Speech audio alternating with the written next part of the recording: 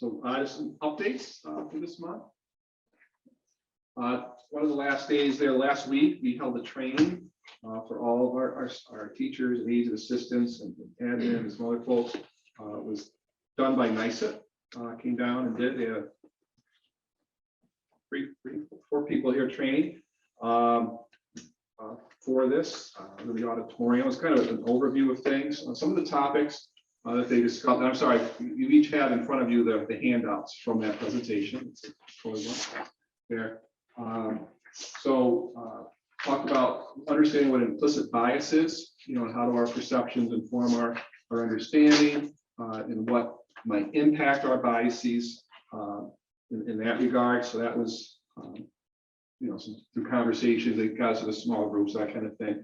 They went into microaggressions and what those look like. You can see in the handouts, they give samples or examples of what those are. And then finally, stereotypes. What is a stereotype? And then again, how do that things come about for that? And then they concluded by giving us some tips on how we can challenge when we see these things happening, either like from student to student or even adult to adult, those types of things. So, it was a good presentation. The feedback that we received, verbally from folks was good. It's a good, another kind of foundational, what's the next step kind of thing. So they do have follow-up trainings that go deeper into this and those types of things. So I'm going to, ask Carrie and folks to kind of get those scheduled up, get on their target now. They are busy in a good way for that. So just again, another step in just again educating ourselves and I'm trying to make our schools just a better place for everybody, so everybody feels like they belong here. In the packet too.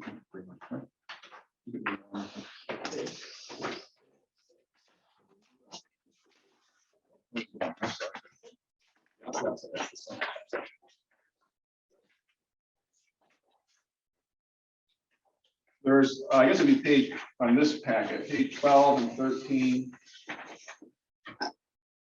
I actually wrote myself a note. We're gonna actually put these in the employee handbook just to have them there. All right, so employees, so we can obviously go further. We'll refer to some more. But I think there's some great tools here for people to when they're how to challenge microaggressions and stereotypes. So we're gonna add those into the employee handbook as kind of an appendix so you can kind of take approval and dedicate a faculty meeting or something just to kind of go over those again. Also, they ask the people just for any new staff to come on board this summer. We have orientation there in August to do that as well, to go through some of that training. So again, just there's an overview kind of training. I gave a lot of good examples and anecdotes on these topics, but it's not a one and done. Melissa in particular is also working on creating trainings for the students through workshops throughout the year. So she's trying to get those scheduled up. That's one of her goals as the principal student support is to just add multiple ways for kids to continue to hear the message of respect. Respect. Let's leave it at that. Respect. I think that's the root thing of everything. We have to work on everybody respecting each other. That's what seems to be lacking along the way. So. Can I ask a question right now? Yeah. Related to the information in the packet, and I know this is a big topic and it's a delicate topic, and I know it's a topic that members of the public are concerned about, and how it's described or talked about in school. And on this power of language sheet, you have whoever produced this has gender identity, gender expression, and sexual orientation. How were those topics described during the presentation, if they were at all?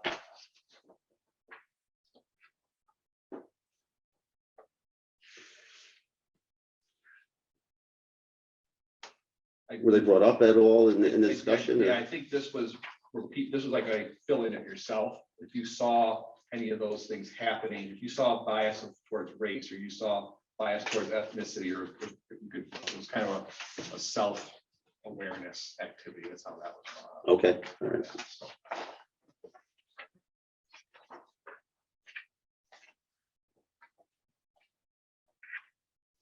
Other questions on this part? And we'll make sure you have the dates, and if you can make any of these, you're more than welcome to, show up and hang out and do part of these trainings. I know all of your workings, but that's one good retiree. But anyway, you can all attend. Move forward.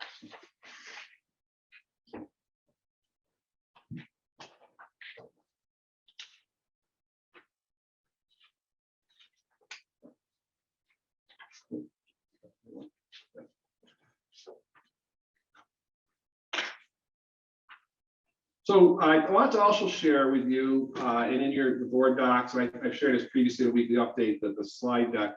In early June, we had a presentation at our regional superintendent meeting in Questar from a gentleman who has demographics and stuff like that. And it was just very fascinating information that he provided for us. In fact, afterwards, we were all like, this was great stuff, even though it was only Greene County down. So our colleagues in Rensselaer and Columbia really are Columbia a little bit, but Rensselaer folks that weren't including the data. But I just wanted to share, kind of summarize some of this, but the slides certainly have a lot more detail to them. In the Hudson Valley, which is basically Greene County down to Mario Home Bridge, I guess now, right? Live births since 2019 have dropped by 26%. There's been a net overall Hudson Valley, a net migration loss over 24 the last 25 years. But Greene County has been a plus. Right? Greene County has seen a plus migration. In other words, number of people leaving, moving somewhere else compared to people moving into the county. Greene County has actually seen a plus inflow since 2005 each year. Right? Where are people in Greene County going? They're either going to Albany County or to New York City counties. I mean, that's the main top two. And same for coming in. Where are they coming from? Albany County or counties around New York City or New York City. So Hudson Valley has 26,000 less kids than we did as a region. It's a decade ago, which is why you see, especially back here, I say down south of us, a lot of school closures and those types of things going on in some of the bigger districts. So what is this? How is this impacting us? We see a labor shortage. We're experiencing here at school. All of our schools are experiencing that. Which of course causes upward wage pressure, supply and demand. If you need the workers, you got to pay them to come to work. Anecdotally, I hear the wages are offered at the rest area are pretty high, considering it's Shake Shack or Chick-fil-A. That puts pressure on us here at the school because people. It's hard to say a school's paying less than somebody who's making a burger at Shake Shack. And also there's fewer people buying products, such like that. It's a vicious circle. Mentioned school closures, difficult school budgets because you have a smaller population to support your taxes and hiring and program offerings. So some of the struggles that we're dealing with. Now, this information is dated from when? In the slides, a little more detail. I mean, some of it was pre-pandemic, but a lot of it is post-pandemic or 2022. Because what we're seeing the migration of immigrants coming from our southern border to New York City, being shipped out to various counties. Right. And that's not included in this. Which to me would have a significant impact. Also, for us, we have to keep in mind that we have possibly up to 500 houses in the development here in Coxsackie over a series of years, which could have an impact on the school. Yep. Which is a good segue into some of the other data on housing. There's not enough of it. There's not enough housing, especially affordable housing in Greene County or Hudson Valley for that. Since 2018, median sale prices in Greene County have gone up 81%. The inventory of houses in Greene County has gone down 57%, according to this data here, which has forced people to go into rentals. People who made a generation ago and buying their first home or starter home, they're not there to buy. they're not there to purchase. So there's not even enough rentals in our county or the Hudson Valley. So you see rents going up. You see rents are more than some people are paying for a mortgage. If you look at the data in the slides, you can see that people are almost, unfortunately, getting priced out of renting. They can't even afford to rent anymore. In our county and south of us here. So, and that's not just a Hudson Valley issue. I think it's across the country. The state's trying to address it in different ways as well. I don't know where that'll go for that, but I know that's been a topic for a couple of years. On the chamber board, we've had this conversation. That businesses are saying they can't find workers because they can't come here to live to work. In that regard, there's no place to live.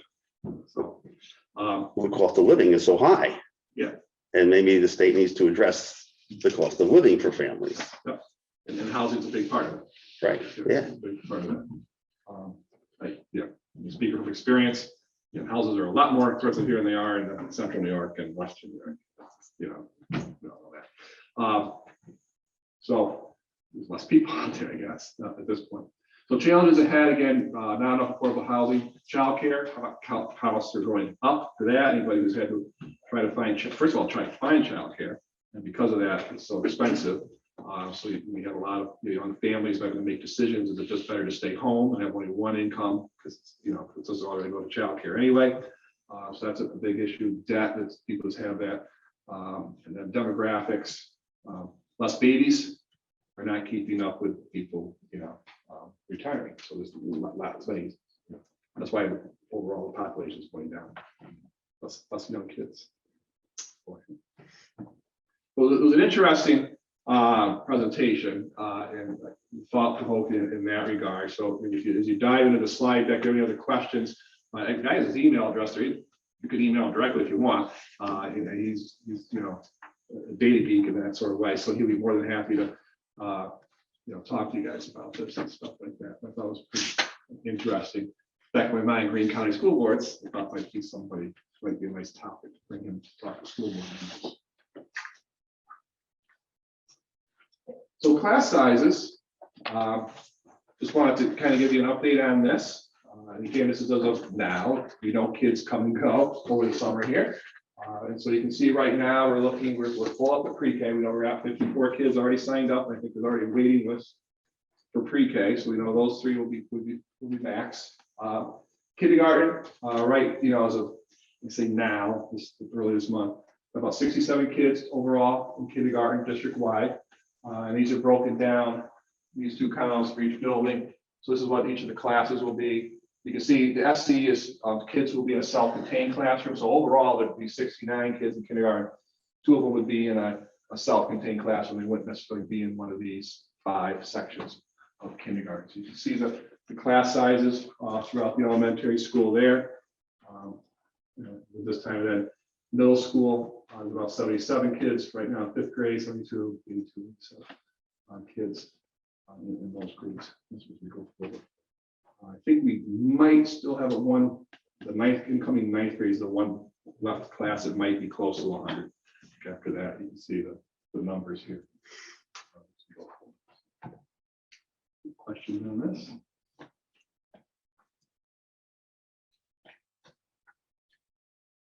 Very good. 22-23 results. I'm not going to get into the weeds tonight because there's a lot of weeds, so to speak, to look at, but I wanted to just formally, you've seen the information last week or two, right? But I just want to kind of highlight a couple of things. This is what I put up first because it was kind of an aha. We kind of collected the data at the end here. Was chronically absent students, right? And some of this data, we have to remember what was going on at the end of 1920 and 2021. With COVID and everything. So it's good that we had like 18-19 data, which is really the last year prior to the pandemic. That was a full year, no interruptions for that. The biggest for me, was the change in elementary. Before the pandemic, we were single digits, as far as chronically absent. Chronically absent is a kid who missed 18 or more days of school, was absent from school 18 or more days. 10% for the youth. And how they, this past year, 30% and 28% of our elementary kids were chronically absent. So, so yeah, in your notes or in your weekly update, I think I shared some resources that we're going to be looking at through AV and other things to try to address this a little bit, to work with families to help to give our everybody, teachers, everybody who works here, information to help our families understand the importance of being in school. For that. So we're going to really dive in a little bit deeper and look at reasons for this and stuff like that. Because not 1/3, but more than a quarter of our kids are chronically absent. It goes beyond well, that kid, those couple kids had mono, it goes beyond that. This is an issue we have that talking today with one of the principals, we already have a lot of services in place. And I said, we need to get the list, so to speak. So we have to say, Mr. Garland, he's out 30% of the time. But we've got the counties working with the family. What county services are working with these families? Because generally, if it's one kid in the family, it's usually the whole household that's not showing up in several cases. So we want to get more focused a little bit on this and make sure that everything we can do is being done, as well as any services that we can get rolling for the families to do that. This is a hard one to navigate sometimes, because at the end of the day, the parents got to get the kid to school, and that's sort of us going there and literally arresting the kids so to speak and bring them to school, which we have done, not arrest, but have done on occasion. It's got to be a partnership here. This isn't like helping a kid learn how to write, in handwriting or something like that, because we have them in here. So I'm going to reach out to my colleagues and just see if this is everywhere. Is this something everybody's seeing in this region at least? I know nationally it's certainly a big issue, because you saw some of the resources we have is based on feedback from school systems across the country. So this is a huge problem. You probably see some of the headlines where like some of the major cities have lost 500,000 kids, like literally don't know where they went. Like they're not on anybody's rolls, like where, which is, that's mind-boggling for me to try to figure that out. Like how do you lose that many kids? Like where are they just staying home? I don't know. At least we know where they are here. So it's just a matter of getting families to realize the importance of being in school. Is there anyone responsible? Like who's responsible? Is it like the principal for each school? Like Well, follows up? The principals are the first line. Yeah. Like they're the ones who are looking at the information. That's one thing we talked about. Do we need to, we kind of do this on a monthly basis. Do we need to up this a little sooner as far as, checking in, so to speak, on this. Now, once we know a kid is on their way to being, other stuff kicks in. As we start counselors get involved, then we start looking for outside resources, for that. And again, it's they're struggling too. The county to provide the people to do some of this work and such like that. So we have like a process that we go through with a kid who's, now he's 5 days, now he's 10. So there's things that kick in that happen at specific times. And then the principal is the person. Like, do we need to have some entity overseeing absenteeism in general, or is it divided by? Well, that's a question we're going to talk administratively. Because like I said, it wasn't, high school's never been wonderful, but it is what it is. It's probably the seniors in June right here, but the elementary is whoa. And that literally, I was like whoa, what's going on here with elementary? So that's a conversation I want to have administratively is, what do we need to manage this, be more proactive and stuff like that. Is this something that's going to be reported back to the board in some sort of fashion periodically? Yes, I would envision this probably ending up on the Lynx goals or the Lynx targets for this coming year. if nothing, minimally strategies to improve attendance so kids can do better. Kids, if their kids aren't here, they can't learn how to read, right? They can't learn how to do math. They're not here. That'd be another probably affirmation of the data. They'll see, okay, what kids are not at grade level and what's their attendance. We could all make an assumption they're going to correlate. Let's just see if that's the case. If it, probably at the elementary level, high school level. Unfortunately, some kids want to be here and they can still get by. Other attendance committees or no? Attendance committees. Yes. No. At each building? The PLP that meets daily, Yeah, attendance is consistently brought up throughout the year. But no specialized attendance committee. Not just on that one topic. Right. So like, Well, yeah, how we have it set up with our grade level teams, this is what they would be tackling, like anything that's getting in the way of a kid learning will be successful. So, The child said to teach it. yeah, then they could get pumped up at the building level. I guess maybe I'm thinking of some kind of and maybe that's where you want to talk about with your folks, but just get a handle on like the global issues. And like, does this affect our state reimbursement? Is there a point where child not coming could impact your State state aid? not generally, Not directly, yeah, Okay. because if we offer 180 days, we offer the transportation. That's the primary. Offering it is like, That's what they're looking at when we submit our SD3s in the fall. it impacts the scores. but then, Yeah, exactly. yeah. And just the health of the Yeah. child and education. Mhm. It would be good to hear. It almost reminds me of like when we talked about this special projects kind of. Is this something that would, not that it has to be, but might make yes. the grade to get extra attention? And if it is attendance committees, anytime you start to kind of look at root causes of things and how we might do it like a global approach together rather than 4 different approaches, if that happens. That's like, so what we want to do is literally, for a better way of saying it, and we know that this, again, what's in front of you is a little easier. Okay, what is already being done? So for a lot of these kids, there's stuff being done already, whether it's us, the school, or the county, or some agency outside. So what is that? And look for some that's not even working, or helping at all. And then what else can there be? Right.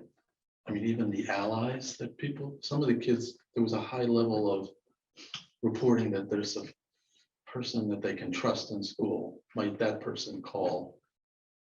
And see, well, Yeah. where are you today? Well, it goes back to, remember, Or I missed you. remember yesterday. when we, the spring, when COVID started, we had our paraprofessionals calling home. Every kid got a call once a week. Yeah, Mhm. And yeah, I know. And I'll admit, I dropped the ball. I keep saying, why don't we still do that? Yeah. Because that was wonderful. I mean, the parents Yes. loved it, yes, and the kids even liked it. 'Cause, Yeah. yeah, That means a we're from, I lot. mean, everybody was like freaking anyway. 'Cause, Yeah. But, just, in COVID world, but I thought this was, could make a difference. And that's an easy one. yeah. Yes. Yeah. And we just not smart, so yeah, this be something we could utilize our extra time our paraprofessionals have each day. So, yeah. Yes, and they love it. Paraprofessionals love it too. Our agents, they love doing that. Just have to think that that's a good time for parents to be getting phone calls. Even though it's extra time for your staff. Well, At it that would time. be, it would be, yeah. Well, just. we can figure I'm something just out. saying, Yes. if you're calling me at 3:25 or right after that, when I just hit the girl's phone, I'm not gonna answer the phone. I'm gonna be like, no, I don't want to talk this morning. I'm just saying, So just some other data, our reading and math at or above grade level. And again, there's more detail on your slides. You can see, we're not obviously where we want to be, certainly a little bit of improvement in some areas from where we were, during when the pandemic hit. This is just a reminder, 20 was, we only did up to January. There was no June assessments done, so it's mid-year, it shut down there. So, for the most part, like you talk about grade to grade, we're kind of going in the right direction. Not certainly as quickly as we want to go in this regard. We're certainly at least getting there, moving forward. Look at the cohort data, which kind of can give a little more insight. So each set of bars here is a grade level, if you will. So here's the class of 2027 are current as of last month, 8th graders are becoming 9th graders. You can see for math, they've kind of actually stayed fairly steady, a little bump up there. Interesting, 7th grade is taking a huge, now it's the 7th grade, a huge dip down, so what's going on there, et cetera, for that. Our 3rd and 4th graders, third, 4th kind of doing, the 3rd graders see a nice jump in math, but I didn't notice with reading, starting over here, our 3rd and 4th graders, you're seeing a kind of a steady little dip here, a steady climb up to when they were kindergartners or 1st graders. For that. So that's optimistic. That's reason to be optimistic that hopefully we've gotten them out of the COVID doldrums, if you will, like those early years, and we're starting to see some progress there. Again, not up where we want to be up in the 75 and above percentile range for that. It's kind of see how they are trending. Randy, how are the reading and math pilots going? I know we've asked for some of them to come in and speak to us. Is that helping with our numbers at all, or we don't have enough data to figure that one out yet? Can I get back to you? I mean, that's So I still would like to hear Yes, them come yes, in, yeah. both the pro teachers and the con teachers. I would love to- I think the plan is we had a lot of pilots this year, Right. too many. And so some are going away. That's been decided, like the ones who either didn't work out, the teacher didn't know this or that, so we've narrowed it down. And some people jumped on, if you will, who didn't do one last year, want to do one this year. So I know it's only 1 year of the pilots. I didn't know that. well, right, and I fully acknowledge, I'm talking with teachers, there's a frustration because you want to fix it today, in that regard. And I also know there's some folks who would, for a better way of saying it, just be like, can I just try it on my own? Like just, let me try something for that, which I'm okay with, 'cause at the end of the day, as long as you can produce, you can do X and X works for you. The teacher down the hall might need Y. I've always been a proponent of this, helping teachers add tools to their toolbox, right? Because today this is going to work, tomorrow that's going to work, and that get too regimented in how we do this for that. So I'm not a reading teacher, so I'm just speaking from lots of listening, through the years of being an elementary principal and such. But in just listening to teachers, it's really about obviously individualizing as best we can. We have the class sizes to do that, to individualize that instruction and provide those interventions when needed to the kids at that time, instead of getting too big and too cumbersome with what we're trying to do here. But I think there's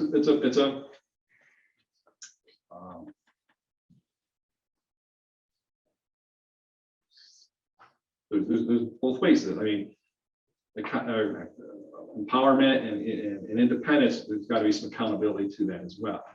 If you're going to try this, but at the end of the day, we still got to see some progress with your kids for that.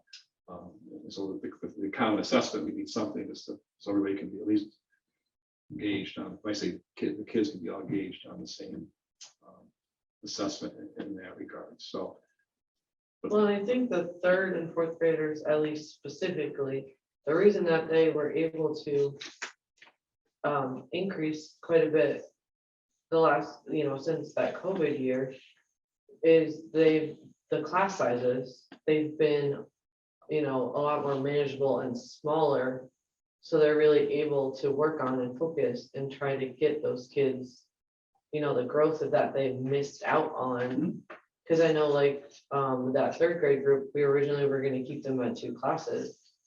And we made it 3 last minute, like, I think just, it shows that, you know, that some of the groups are tougher and they need, especially that group, they were the COVID kindergartners. You know, so being able to give them a little extra support, same with those 4th graders. That had it, you know, keeping the class sizes smaller is really helping, at least elementary level. I don't know how big the classes are for like that 7th grade group that kind of just stayed stagnant. And the 8th grade group. I mean, yeah, I mean, mostly in the middle school, like 4 or 5 sections total, you know, in the group there. You're right. I mean, you know, we've made a commitment to smaller classes, extremely small classes, with the expectation to be some progress made here. And so the next level, you know, you're seeing this level. Now, what I expect the principals to do is then, okay, now let's look at the teacher level, okay? Because if I got 5 teachers, they all have class sizes of 13, and 4 of them are in 1. Okay, then that's what's this teacher need for help? How do we help this teacher so they can be up there with the other, you know, 3, you know, again, apples to apples. I know every class is a little different. And you got to look at kids who are like integrated classrooms compared to the, but just in general, that's my expectation, you know, as far as, you know, we're giving you small classes, you know, we're giving you the resources you need, you know, so let's see some results here. And if not, okay, how else can we help you? You know, what do you need? What more tools do you need in your toolbox? You know, in that regard. So is it, you know, we want to avoid just sending kids out as much as possible. For that.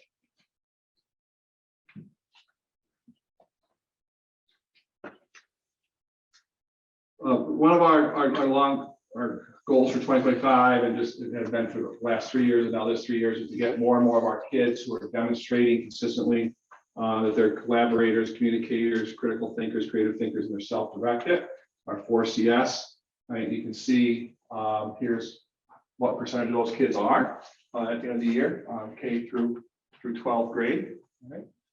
So those are put last year's on this slide, but for the most part, we're seeing improvement as well for that.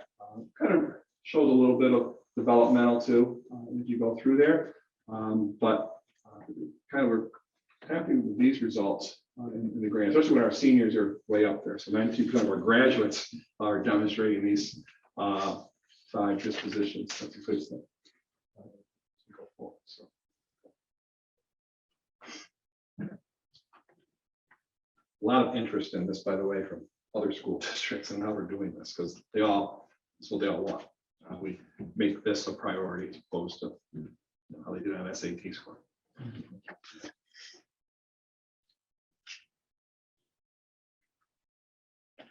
Just a couple shout outs here. Lisa Bradley's a 1st grade teacher here at CE.